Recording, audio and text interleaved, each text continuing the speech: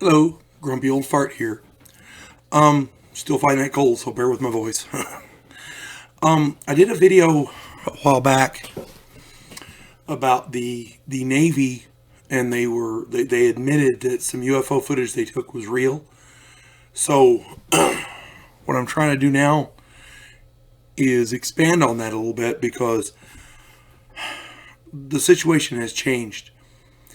When the Navy admitted that their UFO footage was real, they changed the dynamic of the questions that we can now ask, because there have been UFO incidents throughout history, especially recent history, in the last 100 years or whatever, and people were stigmatized. They were accused of being crazy or drunk or drug addicts or whatever, and a lot of them face some serious problems. Loss of career, pilots have lost flight status, that kind of thing.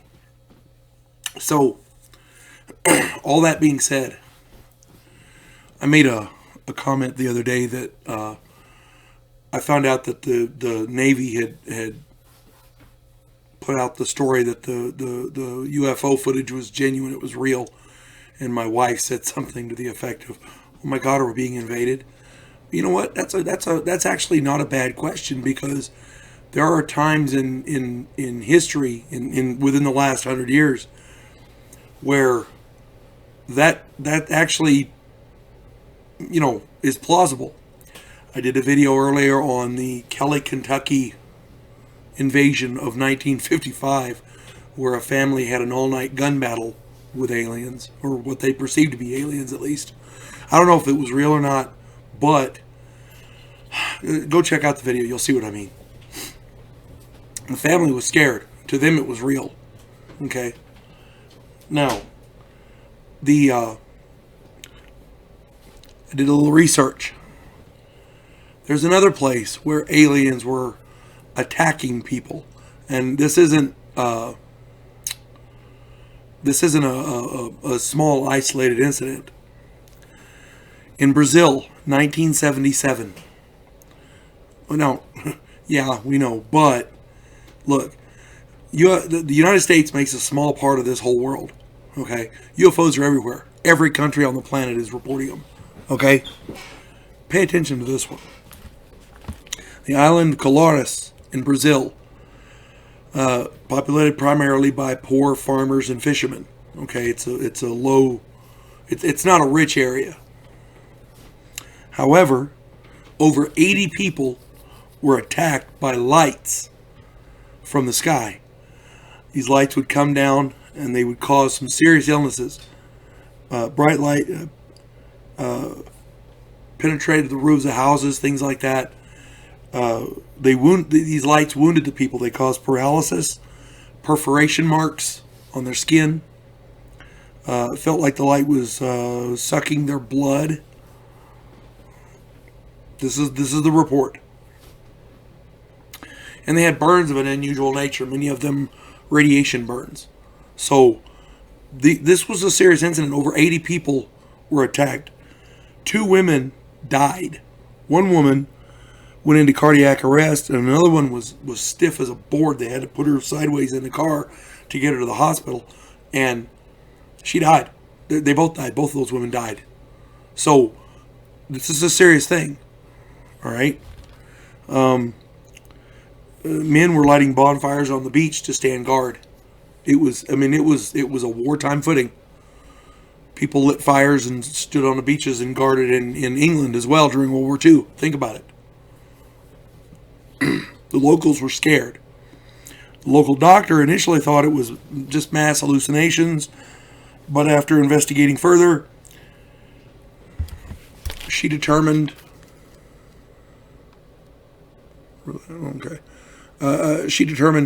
that something was actually affecting these people.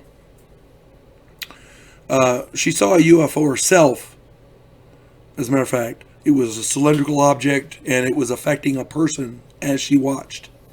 So, again, this was a serious incident. Okay, the military came to investigate. excuse me, they told the doctor in a 6 a.m. visit that it was all mass hysteria. She refused to believe it. They talked to residents and they did some serious investigation. They had no weapons, lots of cameras, and they made lots of sketches. But the investigation was terminated very abruptly because, well, nobody knows why. However, over 20 years later, the commander of the military people on site gave an interview, a 2-day interview, to some very well-respected journalists in the area and in the country, and they were investigating this phenomena. So this guy came forward more than 20 years later. Okay, he said that there were 3 encounters with UFOs that he witnessed, and he was visited by a humanoid from one of these UFOs. This was his testimony. Okay. It said it hugged him and spoke in Portuguese. This alien apparently implanted an object in his arm. And shortly after making this video, or this interview rather, the military commander committed suicide. Now, again, none of that can be verified as far as we're just going by his word. But if he committed suicide afterwards, there was some serious emotional trauma there as far as that guy goes, on his part. If he wasn't committed suicide, if it wasn't a suicide, it's possible that somebody wanted to shut this guy up. Now, I'm not saying one way or the other what did or didn't happen. I can't tell you exactly what did or didn't happen. I wasn't there. However, people who knew the guy said he would never commit suicide. Other people who knew the guy said he had, emotional issues. Again, we don't know. But the fact that there's physical evidence, people were attacked, documented physical evidence. 2 women died as a direct result of these attacks. Okay? It's not a crazy thought to say, gee, are they there to protect us from the aliens?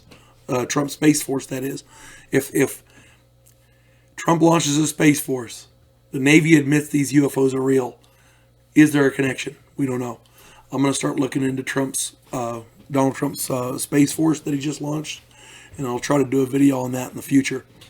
But this particular situation right here tells me that at least one government of the world is aware of these UFOs.